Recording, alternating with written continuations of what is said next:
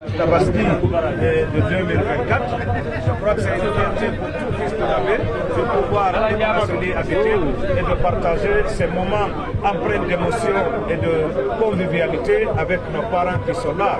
Comme l'a dit l'imam, le grand imam de l'abbé et comme l'a dit le gouverneur de la région administrative, je crois que c'est aussi une occasion d'échange entre les filles et fils de l'abbé pour parler des questions de développement socio-économique de notre localité, pour renforcer les liens de solidarité et de fraternité entre les pays et les fils de l'abbé et bien entendu faire la fête dans la joie et la convivialité pendant cette semaine-là, parce que je crois que la plupart de ceux qui sont venus vont faire la semaine. Des souhaits à formuler?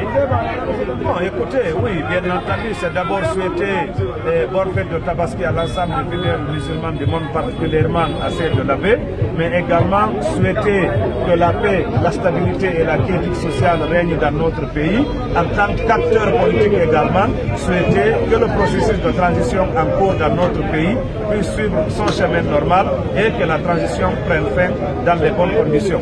Et enfin, mon souhait le plus ardent est que les médias soient libérés et que les journalistes que vous êtes puissent entrer en possession de leurs fonctions et par ricochet de vos salaires pour pouvoir nourrir vos familles. Merci bien. Honorable, une autre question. Ne souhaitez-vous pas de voir le retour de la scène de Dalen Diallo chez nous? Oui, mais vous savez que parmi tous mes vœux et tous mes souhaits, c'est le vœu le plus ardent.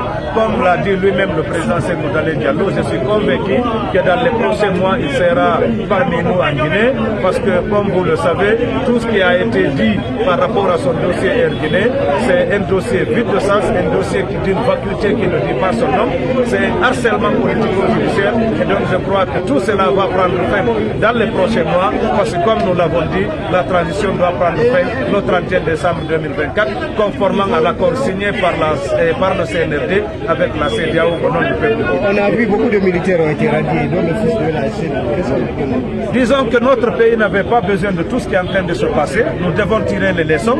C'est comme si les autorités actuelles sont aveugles. C'est comme si le procès du 28 septembre n'est pas en train de se dérouler dans notre pays. C'est comme si ce n'est pas les autorités actuelles qui, dans le cadre de la lutte contre l'impunité, comme ils l'ont annoncé, ont organisé ce procès du 28 septembre. Aujourd'hui, on se pose la question, quelles sont les motivations réelles, quelles sont les intentions réelles du CNRD au pouvoir.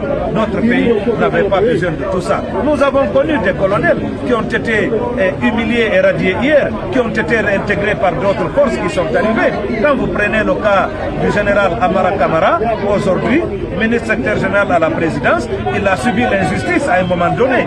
Et aujourd'hui, il est là.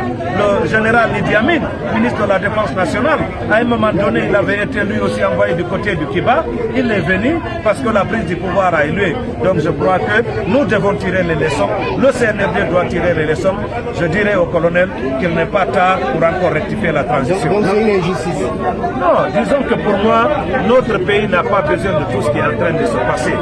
Aujourd'hui, je ne peux pas d'emblée dire que c'est une injustice parce que je ne maîtrise pas totalement le dossier, mais je dis que notre pays a besoin de réconciliation nationale. Notre pays n'a pas besoin aujourd'hui encore qu'on remette le couteau dans la plaie parce que la plaie est encore béante dans ce pays.